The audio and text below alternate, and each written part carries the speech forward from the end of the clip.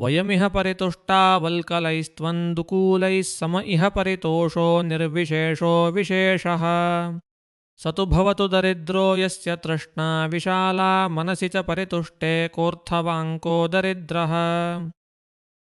Today we sit with one of the most quietly revolutionary verses in all of Sanskrit literature. It comes from the Vairagya Shataka, the century of dispassion, composed by Bhartrhari. Listen to it first. Vayam iha paritushta valkalaistvam dukulai sama iha paritosho nirvishesho visheshaha sa tu bhavatu daridro yasya trishnaa vishala manasi cha paritushte ko arthavan ko daridraha. Here is what it says.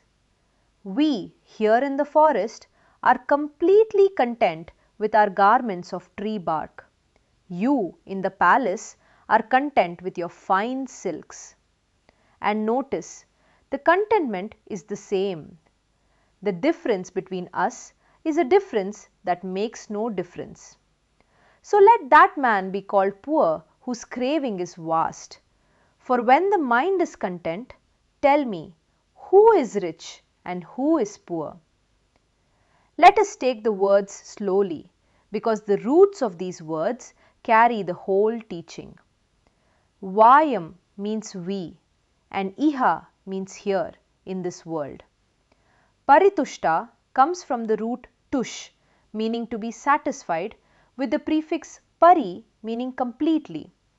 So not half satisfied, not making do, but saturated with satisfaction. Valkalai means with bark garments, the clothing of the poorest forest hermit. Tvam is you, and dukulai means with the finest woven silk. Then comes the astonishing claim. Samaha paritoshaha, the contentment is equal, identical. Nirvishesho visheshaha is a deliberate paradox, a distinction without a distinction, a difference that changes nothing. Then the verse turns. Sa tu bhavatu daridraha. But let him be called the pauper. Yasya trishnaa vishala, whose craving is vast. And here two word origins do beautiful work. Trishnaa comes from the root trish, to thirst. Desire in this tradition is not a pleasant anticipation. It is a thirst, a burning felt as lack right now. And daridra, the word for a poor man, comes from a root meaning to run about.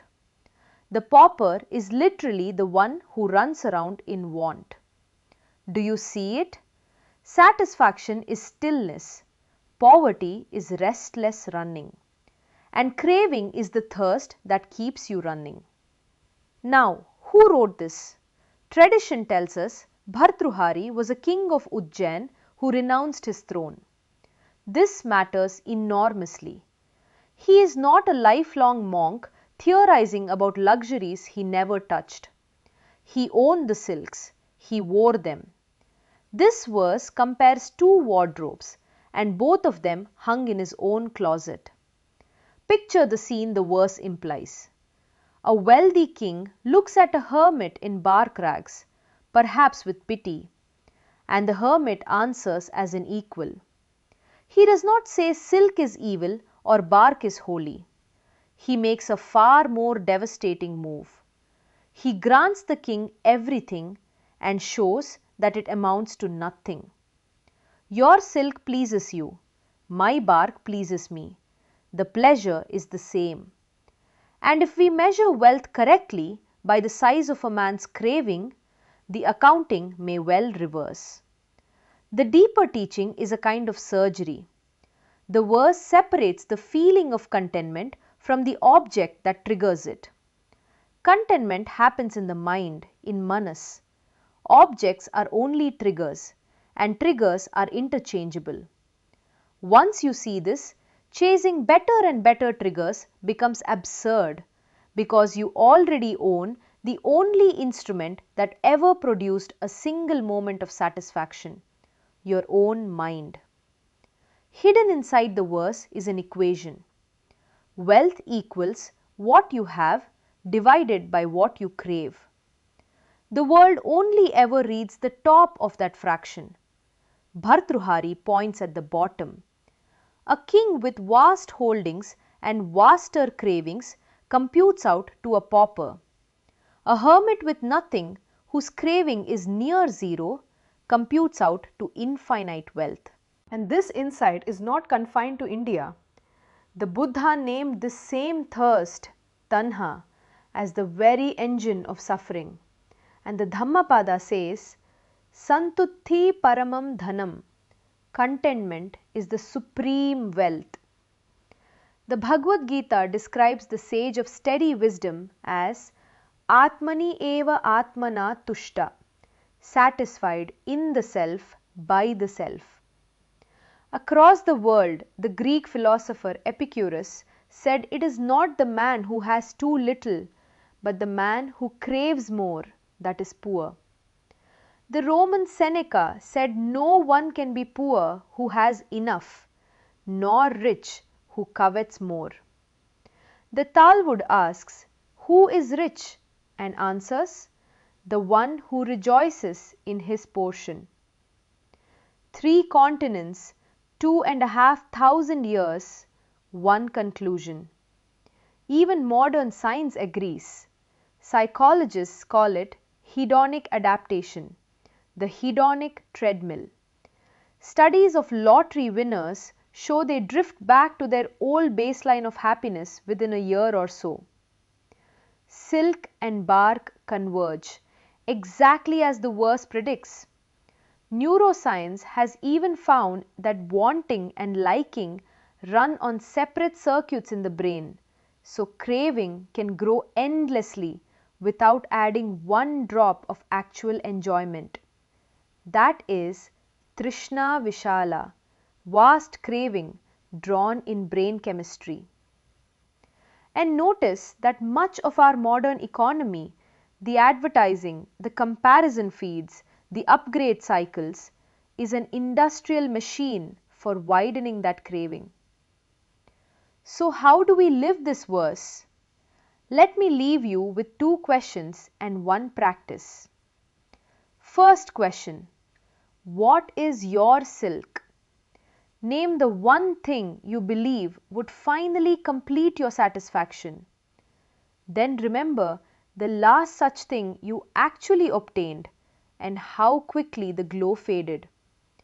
What does that memory predict? Second question, recall your most contented moment of the past month. Notice how materially modest its trigger probably was. A cup of tea, a walk, a conversation. What does that tell you about where satisfaction actually lives? And the practice. Tonight, take 3 minutes. Write down one simple thing that genuinely satisfied you today. Then write down one craving that pulled at you. And instead of judging the object, honestly estimate how the satisfaction would actually feel and how long it would last based on your own past experience. You are learning to price satisfaction in its true currency, which is felt experience, not objects. And once a week, deliberately keep something you could afford to upgrade and enjoy the version you have. That is not deprivation. That is strength training for contentment. Carry this one line with you. Poverty is not what you lack, it is how much you crave. Wealth is not what you own, it is how little you need. Manasi cha paritushte. When the mind is content, ko arthavan, ko daridra. Who then is rich and who is poor? वयमिह परितुष्टावल्कलैस्त्वन्दुकूलैः सम इह परितोषो निर्विशेषो विशेषः स तु भवतु दरिद्रो यस्य तृष्णा विशाला मनसि च परितुष्टे कोऽर्थवाङ्को दरिद्रः